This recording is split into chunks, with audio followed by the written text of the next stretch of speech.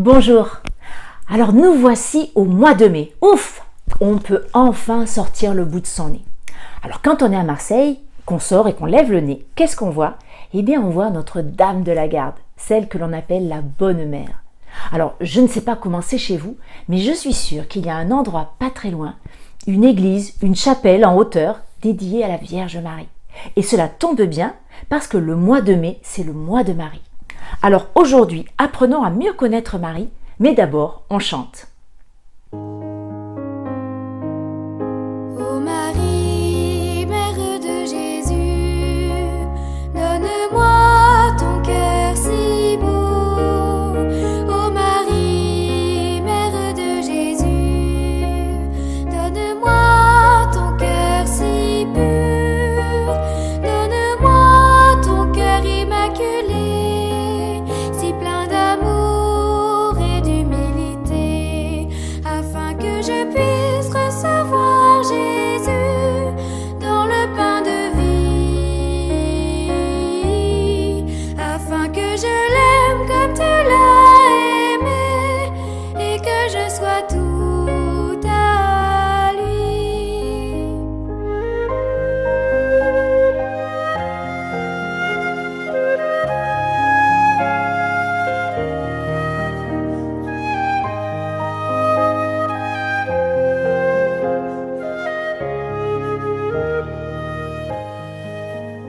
Ô Marie, Mère de Jésus, donne-moi ton cœur si beau. Ô Marie, Mère de Jésus, donne-moi ton cœur si pur. Donne-moi ton cœur immaculé, si plein d'amour et d'humilité, afin que je puisse recevoir Jésus dans le pain de vie, afin que je l'aime comme tu l'as aimé et que je sois tout à lui, afin que je puisse recevoir Jésus dans le pain de vie, afin que je l'aime comme tu l'as aimé et que je sois tout à lui. Marie, bien sûr que vous la connaissez, c'est la maman de Jésus. Mais pour ceux qui la connaîtraient un petit peu moins, revoyons tout cela ensemble. Anne et Joachim ont eu une fille qu'ils ont appelée Marie. Marie est pleine de l'amour et de la joie de Dieu. Elle grandit paisiblement à Nazareth et comme tous les enfants d'Israël, elle attend le Sauveur que Dieu a promis. Un jour, l'ange Gabriel, envoyé par Dieu, entre chez elle et lui dit « Réjouis-toi, comblée de grâce, le Seigneur est avec toi. » Marie est bouleversée et s'interroge. Elle ne peut pas être enceinte, car elle ne vit pas encore avec un homme. Mais l'ange la rassure. « Tu as trouvé grâce auprès de Dieu. Voici que tu concevras un fils par le Saint-Esprit, et tu lui donneras le nom de Jésus. Il sera grand, et on l'appellera Fils du Très-Haut. » Marie accepte et répond « Je suis la servante du Seigneur.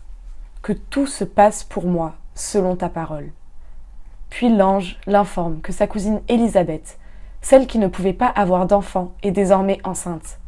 Marie part en hâte chez sa cousine qui habite dans la montagne. Quand Marie arrive chez sa cousine, Élisabeth, poussée par l'Esprit Saint, la salue d'une manière étonnante.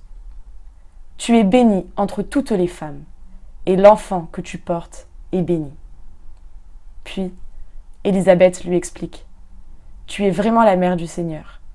Quand tu m'as saluée, mon enfant a bondi de joie en moi. » Alors, Marie laisse éclater sa joie. « Magnifique est le Seigneur. Il s'est penché sur moi, son humble servante. Désormais, tous les âges me diront bienheureuse. » Cette prière, toute l'Église la dit encore aujourd'hui, chaque soir. Marie reste 3 mois chez Élisabeth. Puis, elle retourne chez elle, à Nazareth, pour préparer la naissance de Jésus. Mais voilà que, pour obéir à l'empereur, Marie et Joseph doivent quitter Nazareth pour rejoindre Bethléem, la ville des ancêtres de Joseph. Ils partent tous les deux pour un long et fatigant voyage. Lorsqu'ils arrivent à Bethléem, Marie comprend que son enfant va naître. Mais il n'y a pas de place pour eux dans les maisons. Pour être tranquille, ils s'abritent dans une étable, et c'est là que Marie met au monde Jésus. Elle l'emmaillote et le couche dans une mangeoire. Avertis par des anges, les bergers de la région s'approchent et viennent adorer Jésus nouveau-né. Et Marie garde fidèlement toutes ces choses et les médite en son cœur. Des mages viendront encore, mystérieusement guidés par l'étoile, se prosterner devant ce petit roi. 40 jours après la naissance de Jésus, Joseph et Marie montent au temple de Jérusalem. Conformément à la loi, ils viennent présenter Jésus, leur fils, au Seigneur. Or, à Jérusalem, il y a un vieil homme qui s'appelle Siméon et qui attend lui aussi le Sauveur. L'Esprit Saint lui a fait comprendre qu'il ne mourra pas avant d'avoir vu le Christ. Et ce jour-là, il vient lui aussi au temple. Il reconnaît Jésus et le prend dans ses bras.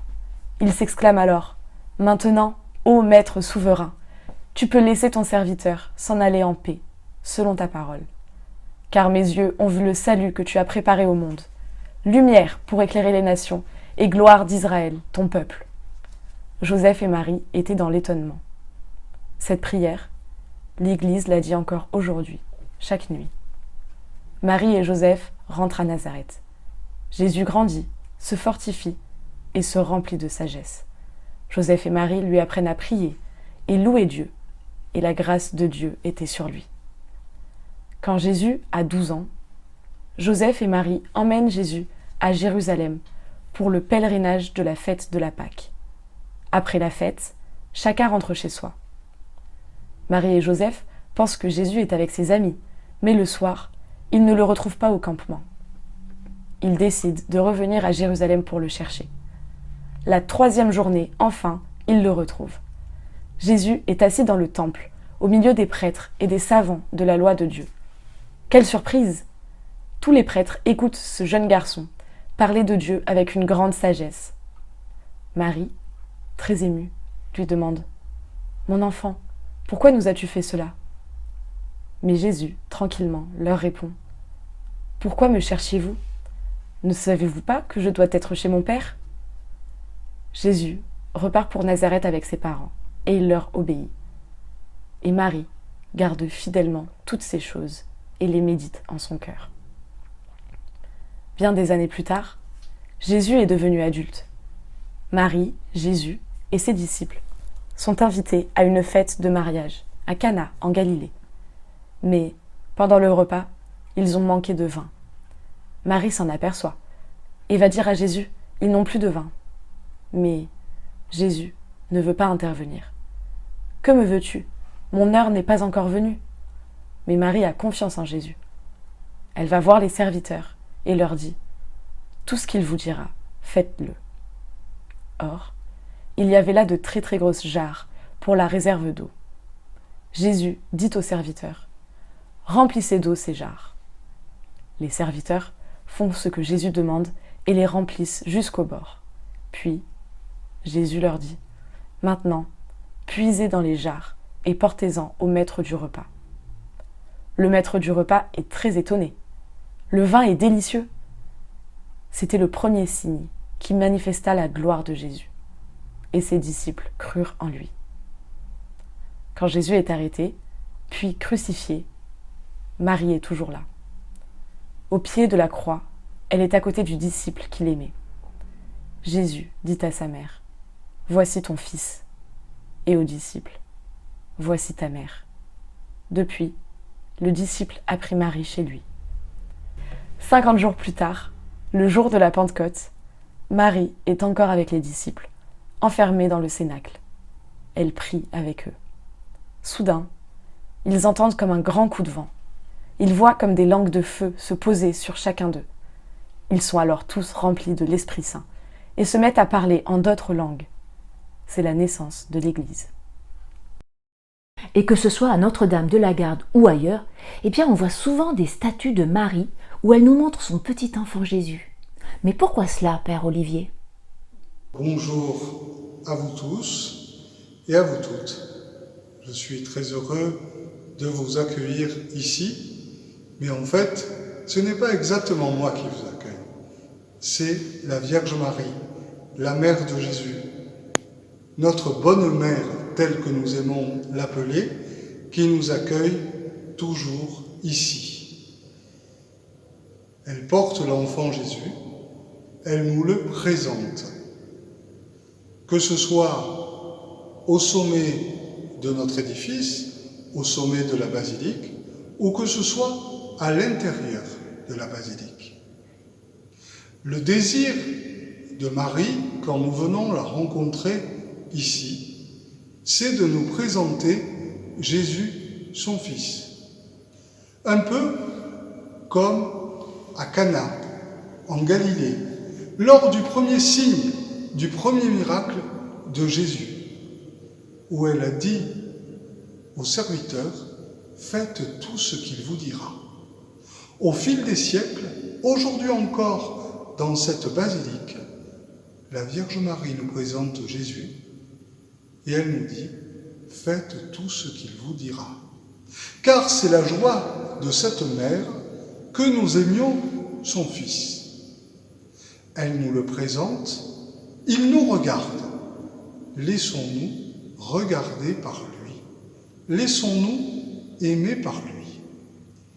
Et la Vierge Marie, notre bonne mère, toute sa joie est de nous voir en relation avec Jésus.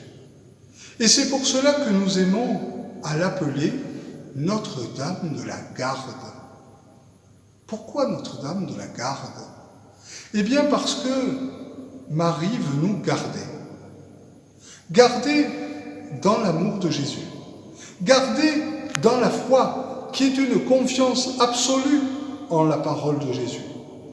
Garder dans l'amour les uns des autres. Nous garder tout simplement dans l'évangile de Jésus. Nous garder ainsi pour lutter avec Jésus contre le mal, contre tout ce qui nous fait du mal, contre le mal que l'on subit, pour pas qu'il rentre en nous jusqu'au bout, qu'il nous détruise face au mal que nous pouvons commettre nous aussi. Et ici, à Notre-Dame de la Garde, grâce à elle, nous découvrons la force que Jésus donne, la paix que Jésus donne, et quand nous venons ici en prière, nous repartons avec la paix dans le cœur, avec de la force, avec une énergie renouvelée.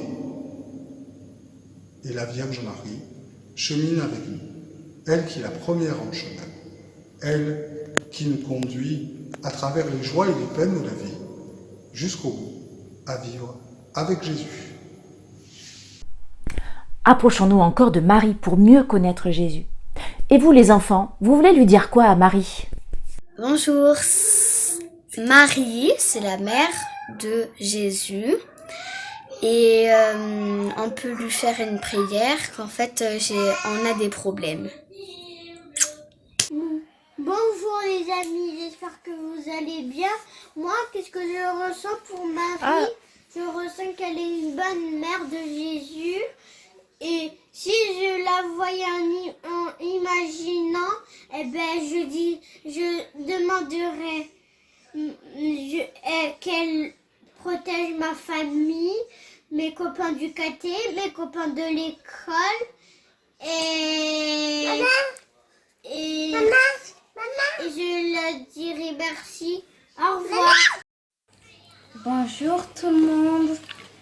Pour moi, Marie, c'est la mère de Jésus. Et j'ai envie que Marie protège ma famille et tous mes amis. Bisous. Je ne sais pas ce que je pourrais dire à Marie, mais c'est quand même la mère de tout le monde. Marie, pour moi, c'est notre bonne mère et j'aimerais lui dire merci d'avoir mis Jésus au monde.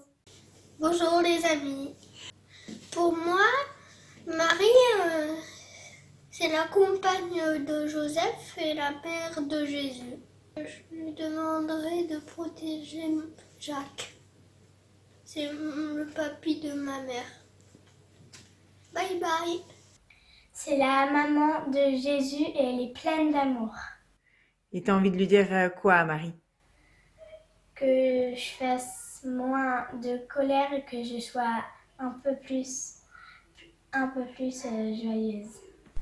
Merci les enfants, je suis sûre que Marie a entendu toutes vos demandes. Maintenant chantons et prions avec elle.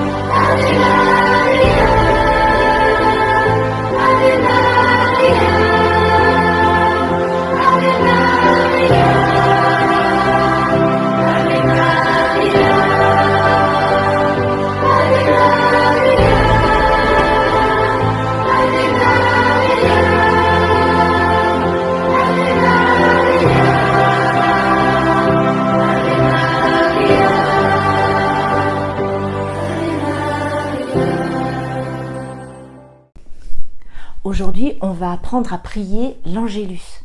L'Angélus, c'est une prière autour de Marie qui se dit généralement le matin, le midi et le soir. Alors vous allez voir qu'on répète les « Je vous salue Marie », mais c'est pour que ça puisse rentrer doucement en nous, que ça puisse infuser en nous. Voilà. Au nom du Père et du Fils et du Saint-Esprit. Amen. L'ange du Seigneur apporta l'annonce à Marie, et elle conçut du Saint-Esprit. Je vous salue Marie, pleine de grâce, le Seigneur est avec vous. Vous êtes bénie entre toutes les femmes, et Jésus, le fruit de vos entrailles, est béni. Sainte Marie, Mère de Dieu, priez pour nous pauvres pécheurs, maintenant et à l'heure de notre mort. Voici la servante du Seigneur, qu'il me soit fait selon votre parole. Je vous salue, Marie, pleine de grâce, le Seigneur est avec vous. Vous êtes bénie entre toutes les femmes, et Jésus, le fruit de vos entrailles, est béni. Sainte Marie, Mère de Dieu, priez pour nous pauvres pécheurs, maintenant et à l'heure de notre mort. Et le Verbe s'est fait chair, et il a habité parmi nous. Je vous salue, Marie, pleine de grâce, le Seigneur est avec vous. Vous êtes bénie entre toutes les femmes, et Jésus, le fruit de vos entrailles, est béni. Sainte Marie, Mère de Dieu, priez pour nous pauvres pécheurs, maintenant et à l'heure de notre mort. Amen. Merci Marie d'avoir accepté d'être la maman de Jésus. Merci de veiller toujours sur nous et de vouloir toujours nous amener à la rencontre de ton Fils. Amen. Au nom du Père et du Fils et du Saint-Esprit. Amen. Alors, pour cette semaine, on vous propose un petit bricolage. Vous trouverez sur la fiche Théobule de Marie de quoi faire un petit disenier. Un disenier, c'est un petit objet comme celui-ci avec une croix et puis vous voyez une ficelle avec 10 nœuds. Alors ça existe aussi avec des perles et voilà, ça se présente comme ça, la croix et 10 perles. Et toutes les infos pour apprendre à prier le disenier sont sur cette fiche. Voilà. Le défi de la semaine, c'est de prendre une feuille, d'écrire la prière du Je vous salue Marie, de la décorer pour que cette prière devienne très très belle. Et puis, s'il vous plaît, vous prenez une photo de votre dessin et vous l'envoyez à l'adresse que vous connaissez bien maintenant, delecaté.marseille. Voilà. Et après, tous ces dessins que nous allons recevoir, eh bien, ils seront mis à l'honneur dans la basilique de Notre-Dame de la Garde. Alors, on compte vraiment, vraiment sur vous et sur tout ce que vous ferez. Et je suis sûre que ça sera vraiment très, très beau. Voilà, on arrive au bout de ce télécaté. Alors, je vous laisse. Et puis, à bientôt, à la prochaine. Ciao!